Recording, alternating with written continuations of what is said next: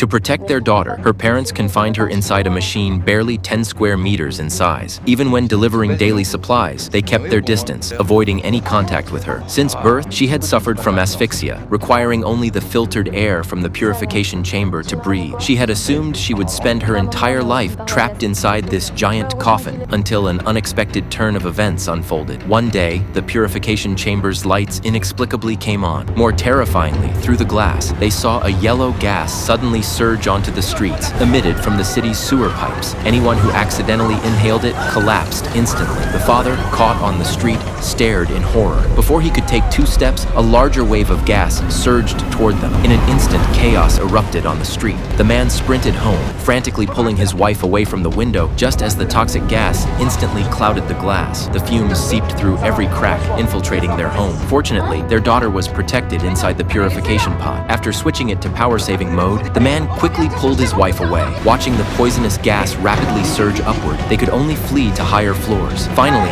the couple reached the top floor, where a kind elderly couple lived. Without hesitation, they let them in. The mother quickly grabbed the walkie-talkie to check on her daughter. Learning she was safe, she exhaled a long sigh of relief. Then, the group stepped onto the balcony. Looking down at the horrific scene below, they were speechless, but that wasn't the worst of it. Next, the man climbed onto the roof. Looking out, he saw the entire city shrouded in toxic fog. It resembled a fairyland, yet concealed deadly danger within. Moreover, the toxin had caused a citywide power outage. Though the girl was safe in the purification chamber, the backup battery's charge would only last until tonight. The man resolved to hold his breath and descend to replace the battery. Upon reaching the stairwell, he tentatively lifted a wisp of smoke. Though colorless and odorless, the gas was undeniably toxic. A round trip to replace the battery would take 10 minutes, far too long for anyone to hold their breath. Suddenly, he remembered an elderly couple downstairs who kept oxygen tanks. For his daughter's safety, he resolved to risk climbing down the water pipes. Just before entering the toxic fog, he took a deep breath, holding it tightly as he swiftly descended to the elderly couple's floor. After breaking the window, he entered the elderly couple's home. Just as he began searching, he spotted a figure lying on the floor. Rushing over, he recognized his neighbor, but the man was already lifeless. There was no time for grief. The man himself was nearing his limit. To make matters worse, the oxygen tank the elderly couple always kept nearby was nowhere to be found. Panic seized him. He frantically searched with his flashlight, but after turning the entire apartment upside down, he still couldn't find it. Just as he was about to suffocate, he finally spotted the oxygen tank tucked away in a corner. Without a moment's delay, he pulled the mask over his face, quickly unscrewed the valve, and managed to inhale oxygen at the very last second.